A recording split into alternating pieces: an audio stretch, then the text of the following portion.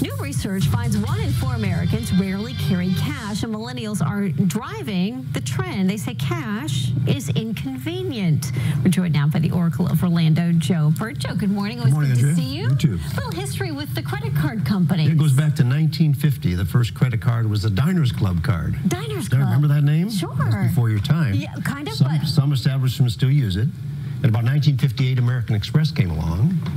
And then we had the bank cards. And a lot of people don't remember what the predecessor to Visa was. Bank AmeriCard. Oh, really? Remember that? Bank AmeriCard? Bank and we had AmeriCard. MasterCard, and now it's MasterCharge. So that's evolved over the years. Okay, so what's behind the growing trend of getting rid of the cash and just using the plastic? I think it's convenience. Sure. People, having cash today, where do you get it? You got to go cash a check somewhere, or heaven forbid, go to ATM. Which charge you the fees. It's very, very expensive. So pulling out a credit card is more convenient, and that's what people are doing. I've been doing it for years. So which items do people typically pay for using a card, and what do they use for the cash? Well, card is generally used for travel. People are using it today for groceries, for gasoline, your basic kind of stuff. And for cash, they're using a lot of personal services, like your haircuts, maybe a pedicure or manicure, where they like to be paid in cash. You have the cash to do that.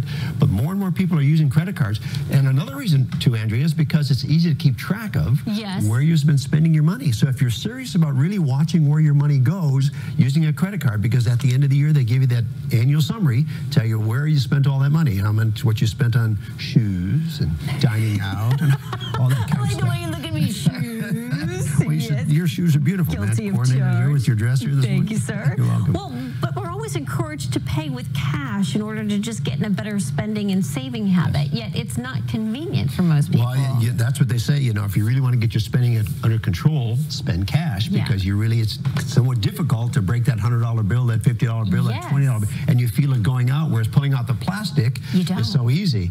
And the other problem with using the plastic, as we've talked about in the past, is you begin to run up that credit card debt, and you don't want to use the plastic unless you can pay it off every month, because that's where the trouble begins. That's one of the hazards of it. But there's also the incentive to pay for a credit card, whether it's a cashback bonus or extra points for the mileage. So you're almost feeling guilty if you're not using the credit card, Well, the credit card companies have it figured out. They want to incentivize you to use the system. And then what they want to do is have you carry a balance, because that's where they make their money.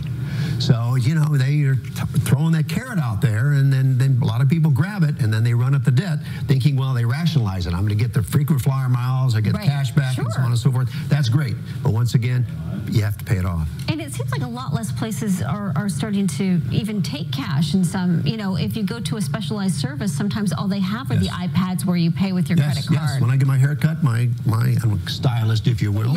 She pulls out her iPad. She's got the swipe on there, put the tip right on there, it's done. And now today we have Apple Pay. You swipe your phone and all that. That's the way it's going. It's going to be less and less cash around, and more electronic payments. And now we're seeing Bitcoin too, right? Well, that's a whole other thing, right? Whole other scam, if you ask me. Scam. Joe, always good to see you. Where can people find you? Just Google me, 2 words, Joe Bert, B-E-R-T. All right, very good.